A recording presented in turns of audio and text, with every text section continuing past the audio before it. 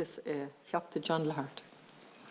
As Cam Corla, always interested in what Deputy Nash has to say, and he always has reflective pieces, and I think is practical and reasonable and objective, and even he will recognise, I think, that his party leader, who was a former Minister for Housing, took a couple of steps that had a pretty devastating impact on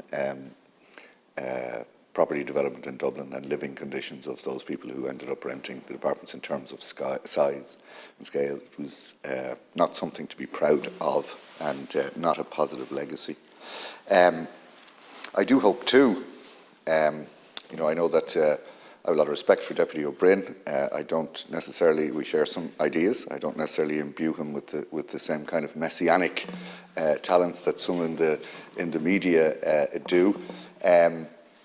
He did have an opportunity. I was very taken this week, Owen, actually, that you had been invited to contribute Sinn Féin's position on the MICA. And you said at the time that you would contribute comprehensively to it. You were invited by the Minister to do it, and you didn't. And I wonder how you explain yourself to your colleague in Donegal, Deputy McLaughlin, on that. What kind of conversation have you had around that? That must be a really interesting conversation. So in my experience in politics, going back 22 years, never have I seen a minister as open as Minister O'Brien to inviting spokespeople from all parties, and none, to contribute to policy development around the housing piece. And when we look back at the raft of changes, he's been Minister for 14 months, and when the history of this period in relation to housing is spoken about, I think we will see that it represents not the destination of where we want housing policy to be, but certainly an advanced part of the journey to where housing policy is going. I represent a constituency that is quite varied in terms of income brackets, socio-economic class, if you want to use that cliche, and just the kind of challenges that face people. Listening to previous deputies talking about rental costs of €1,300 a month, I think people in my constituency would look so enviously at rental costs of €1,300 a month. A three-bed house in my constituency, the rent can be up to €2,500, and we're not talking about necessarily the leafy suburbs. So when we look back on this period, and this is not to suggest that there isn't much more left to do. There's so much more left to do. We see the introduction for the first time in the history of the state, a cost rental model. We see today the first steps being taken in relation to rent freezing and capping the rent increases on properties, rental properties.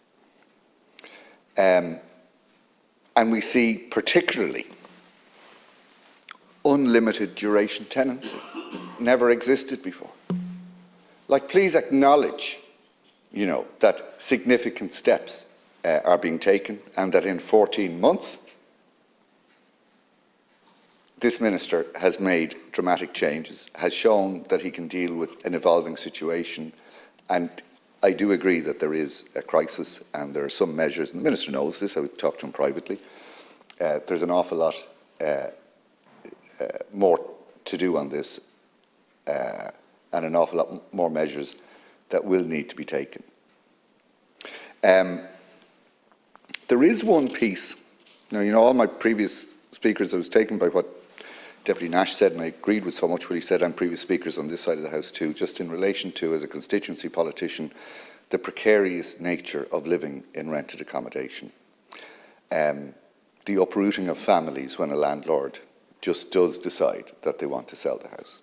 A family that has set down its roots, a family whose children have set roots down in schools, in colleges, local employment, and suddenly, and without warning, that is threatened. And I have a family I'm dealing with at the moment, Minister, who've had to make that move, such moves, on 4 occasions in their lives.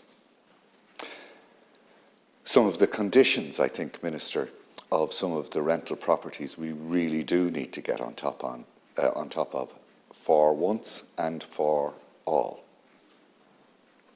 But equally, and I do want colleagues to appreciate that I'm restricted in time here, so what I'm about to say will sound like a pro-landlord piece. It's not. Please take this in the context of I'm accepting all the support for this bill and the support for tenants that need to be there, and more supports need to be in place. But I do want to say this. I have come across, and all of us have here too, tenants who have treated property appallingly.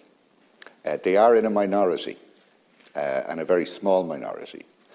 But I do think we need to make some provisions for landlords in those particular situations, that if a landlord can demonstrate that a tenant has abused a property or is actually damaging the property or leaving the property nowhere near the state in which the renters took it on, that the landlord has some kind of powers, or the RTB has some powers to impose in relation to that.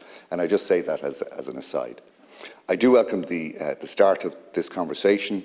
It is part, I think, of an evolution in housing policy in Ireland.